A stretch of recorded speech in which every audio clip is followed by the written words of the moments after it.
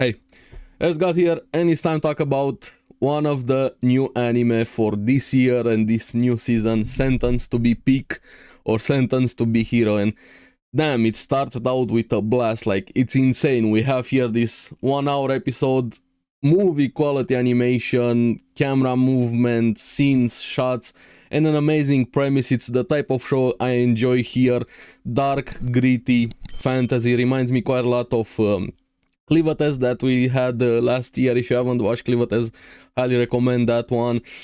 And amazing start to have here. I'm really liking the concept, the characters, it feels really gritty here, and also intriguing, and this being a revenge story of some sort, starting out with the introduction of this hero penalty, being forced to fight the demon blight, denied even death, eternal punishment here for the worst of the worst crimes. But it seems like there's a lot more going on in this world with the temple. Everybody, the powers that be, aren't really the good guys, by the way it seems here. We're gonna get that towards the end, because the end scene is quite important, with everything getting at least some context with everything that happened. I'm really liking how they made the demons be these creepy, grotesque things, and we just saw a bit of them with this bug demon lord that we had, but we're gonna get to those things. The way the episode started, just the running scene that at the beginning, first person running there, and the art style, the visuals reminds me quite a lot of Mushoku Tensei, a bit of that, even some of the characters and some of them Re:Zero. We see Dota, the one that was running, really reminds me a bit of Otto, even though he's kind of like a kleptomaniac. He really likes to steal things. Gets Xylo into trouble, but also in a way saves him, so it kind of balances itself out. But there's also something more happening with the temple and the transport they had there, and Xylo is able to come in and save Dota at the start there. But we see there's apparently resurrection in this world, even more by the setup with the hero penalty, but there's a big price for it. Dota wanted to be saved, resurrected, because he got wounded, but Xylo says, yes, this resurrection has some big side effects for your memory and your sense of self, so the more you get resurrected, the more you pay that price. That reminds me a bit of Log Horizon, how they did that concept there also, and goddamn, he looked great. Seeing him try to pull out that stick from himself, the first person point of view there, the burning, the cauterization by Xylo saves him there, and Dota, yes, really likes to steal, and the way they call the monsters, the transform monsters by the demon blight, is like kind of like that grotesque moving tar thing, in a way. Monsters, normal animals and things get transformed into monsters called fairies there, and there's a big demon blight of around 5,000 of them, and they're kind of forced to fight it because they were sent there to take care of the holy knights. And I have to say, like, these holy knights seem really incompetent, to say the least. Like, they're fanatics, like religious fanatics, and complete self-righteous hypocrites. Majority of them haven't met a good one. Kivia has some potential, but she still has that thing in her ingrained at the start. I'm curious if she's gonna go through a change. We're gonna see more of her probably in later episodes here, but yeah. Apparently the thing that Dota stole from the transportation there, the coffin, there's a girl inside, she's not human. Xylo instantly recognized that, selling she's a goddess, a built weapon here, and we're gonna get into that a bit more. It's tied to everything here. But first we have the knights versus the monsters, seen by Xylo and Dota, and Xylo wants to save them, but not really because he fully cares about them, but that's his mission. I'm really liking his characterization quite a lot. He's a reluctant actual hero, not just being a hero sentenced here in this world as a punishment. He's that also, but like that archetype of a reluctant hero. What he says, but then his actions contradict that. Even though he's forced to do this action, there's a lot of contradictions happening inside of Xylo, and I'm really liking that. He says something, does the opposite of that, and does the opposite of what he's saying. I'm really liking him quite a lot, and he really likes violence. I like characters like this. He kind of has that gut in him a bit from Berserk, being pushed into that revenge here. The more we see it in this episode, Darren. Yes, the girl wakes up. She overhears some words, fight, save, and she kind of imprints a bit on Xylo. I don't think anybody wanted that to happen, and she starts calling him, "You are my knight. You passed the qualification, so to say. You will sing my praise and pat my head after victory." She's kind of cute. Reminds me of Kishirika from Mushoku Tensei there.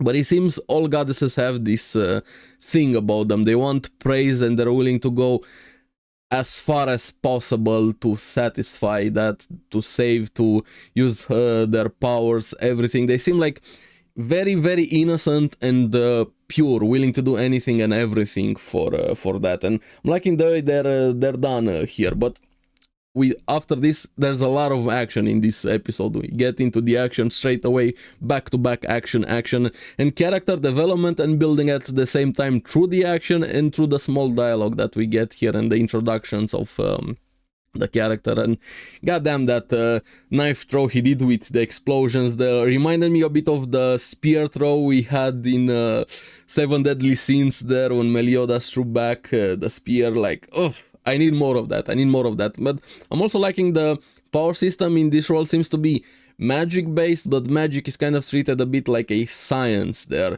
even calling his power Sacred Seal of Light, and hit how he threw that knife. And we see later on they have cannons of magic and things like that, staffs. Even Dota has the staff with him, kind of like an older model, so it feels like industrialized magic what I'm seeing. That's the impression I'm getting from this one here. And Xylo definitely likes to fight. He goes wild a lot of times this episode, even here.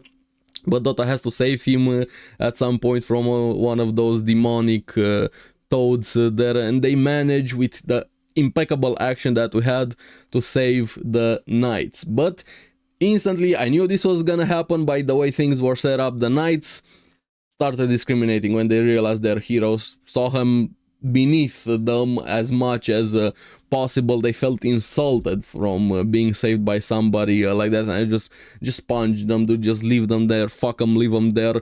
But the more context you get about Xylo, the more interesting his actions become here. And Teorita jumps in and they recognize instantly her, that she's the goddess, and they're about to fight, and then they get interrupted by another character, Venetim, contacting Xylo. Seems to have a, maybe with the colors they have, the tattoos they have, they're also used as a decapitation effect, kind of like a Suicide Squad mechanism there. They blow up their head if they refuse the orders here, but then they also get resurrected, so you just die and then pay the price, then you're sent back on the battlefields here. But Venetim says monsters are coming and the Holy Knights are heading straight for the Blight here, and they're planning that from the start here, and apparently it's the plan of Captain Kivia. They definitely seem like fanatics, to say the least. But yes, that plan was for them to send the goddess away and then stand back, sacrifice themselves to hold back the Blight while the goddess arrived at the destination. But things happened, and unfortunately it doesn't work according to plan here. And I'm really liking Xylo finally gave a glimpse into himself, being the reluctant hero. Says he doesn't like people throwing their life away. And he says he's doing it for the mission, but I feel he's doing it for his principles, also trying to save the knights, going after them and telling those asshole knights that he saved in the first place, go away, I'm gonna cover your retreat, you're too wounded, you're gonna get in their way even if you go towards them here. And we finally get to see Captain Kivia. She's hot. Like, she's really, really hot, but of course she's still that fanatic personality that majority of the knights that we met here have.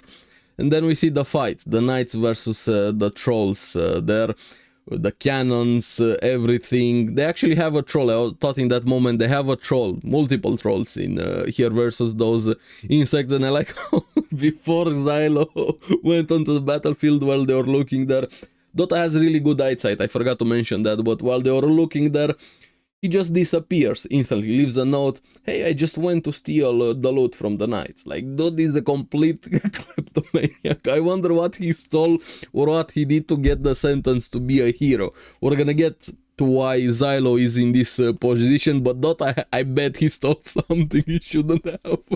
And he did it again, even in these episodes here. But yeah, we have Xylo instantly jumping into a battle.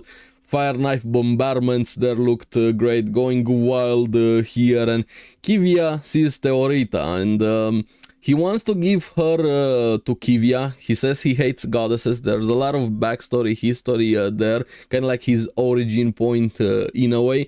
But before we get that explanation, they have to deal with the Blight and the Demon Lord, the 47th Demon Lord. And goddamn, a giant bug, creepy, grotesque bug. And instantly, I know these knights seem very, very incompetent. I haven't seen a competent one so far, besides just throwing insults, being self-righteous, assholes, hypocrites. That's the majority of things they've done in this episode here. They instantly fire at the bug without taking preparations, without even waiting for orders here. And Xylo's like, don't shoot before he can finish his sentence. They shoot, and of course there's a shield that is able to reflect the cannon shots back at them here.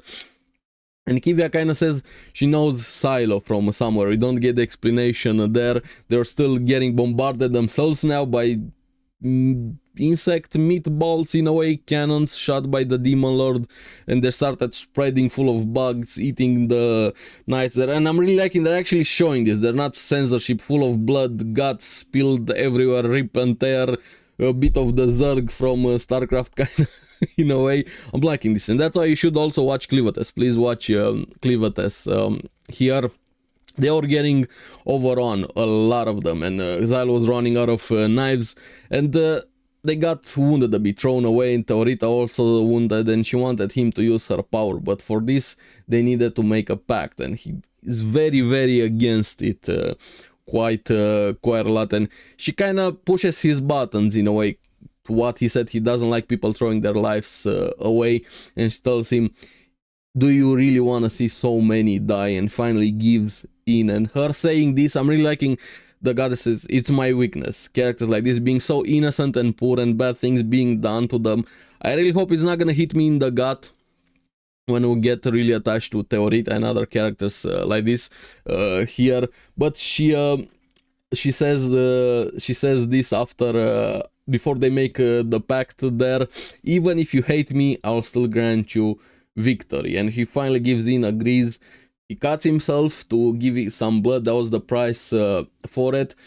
And he says, am I really gonna do this again? Throw my life away for? And we see that girl, a bit of a flashback in his history. I'm not gonna get into who that girl was. We're gonna get at the end of the episode. And they make the pact there, and she gives him blessing. He just says, make it flashy, and she's apparently the goddess of swords. And I really like the Gate of Eclipse, Gate of Babylon open there, and it just rain of swords, like full of swords. She hits every bug that was in her vicinity there. She's able to even miss the knights, actually has very good aim here.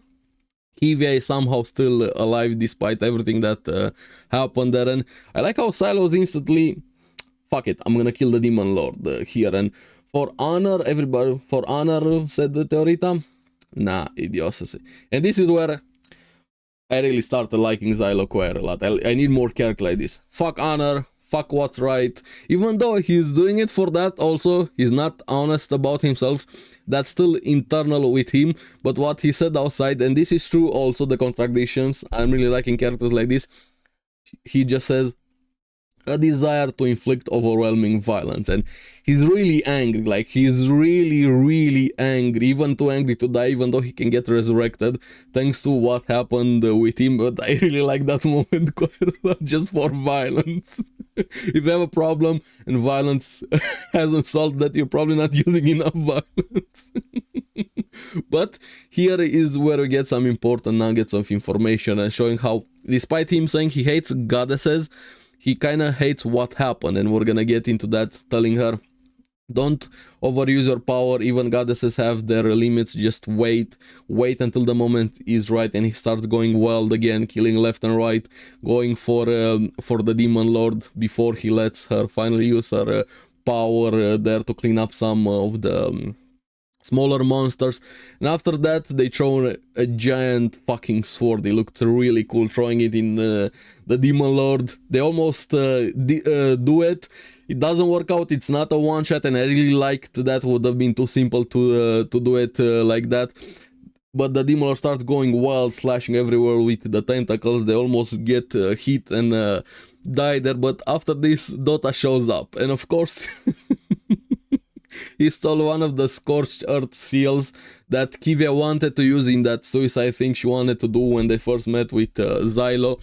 And it worked out. The dude stole something perfect. The timing, right? He did it again. And yes, Xylo is familiar with this, at least this model, and is able to use it.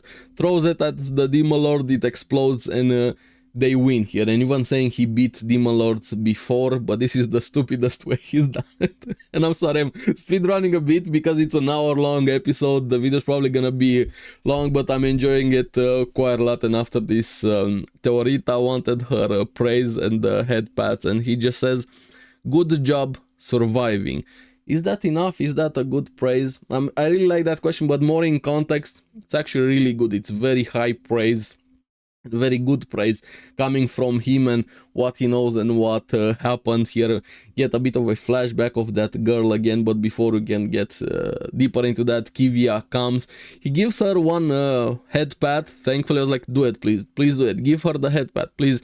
And when he does it, we see that flashback and Kivia comes in, and of course the classic, she still blames him. Teorita saying she believes in Xylo, and finally get the reveal of his crime. Kivia says, "Do you really believe in him even after he did the crime he did?" And apparently he killed a goddess, and he was a holy knight back in his past. And here is where we see the context of what happened to him, how he got into this situation, the full flashback of him on trial and in chains. Apparently he killed Tenerva the goddess while he was fighting the 11th Demon Lord. And while this was happening, there was always one guy in the background. They always panned the camera to him, always looking at what was happening. I don't know if that a good guy, a bad guy, who he is, what happened, but a character to keep in mind. But this entire thing is a lot more complicated. What happened? He was given the order to fight, but of course the fuckers were denying there was no order. You did it for yourself, for glory, for honor, and so on.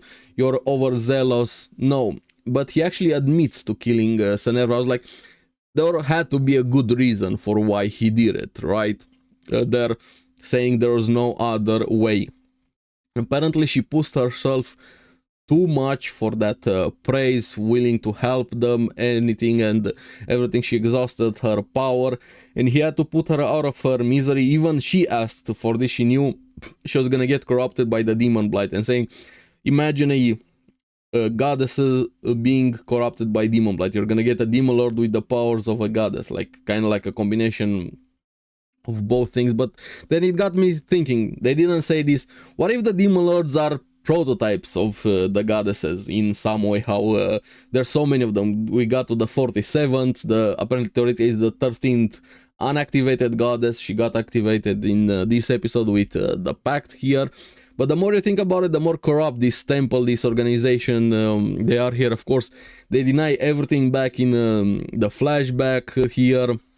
Darren, he slowly starts realizing this entire thing was a setup. For what reason, we don't know. Why was he targeted? Just seemed like the perfect patsy. Did they have something really against him? Was he getting too recognizable? They just used him for the sake of it, convenience and so on. What exactly were they planning to do? Am I right with the prototypes for the goddesses? They turn out into demon lords.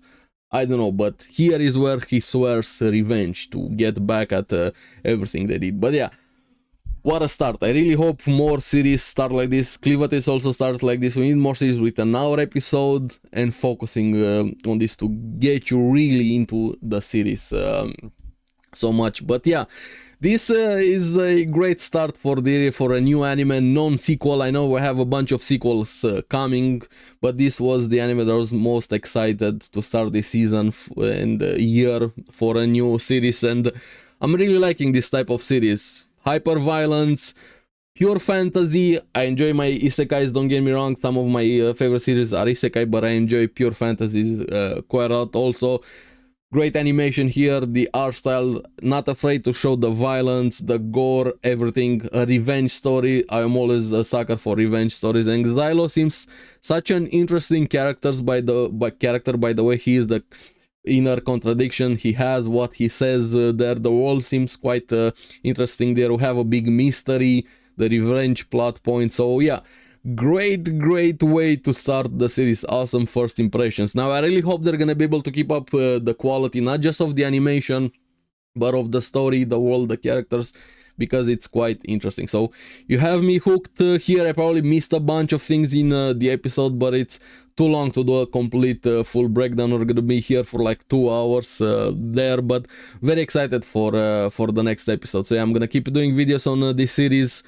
Don't go into spoilers. If you know more than the first episode here, please don't go into spoilers. If you're anime only, we're in for a great treat. So yes, let me know in the comments below what you guys thought about the episode there. Are you liking it? Are you not? Thoughts like this. And as always, thank you very much for watching. Remember to like and subscribe. Helps me quite a lot, and you guys get the latest videos on the series that I follow. So keep enjoying Sentence to be a Hero. I'm gonna see you again on the next one. Bye bye.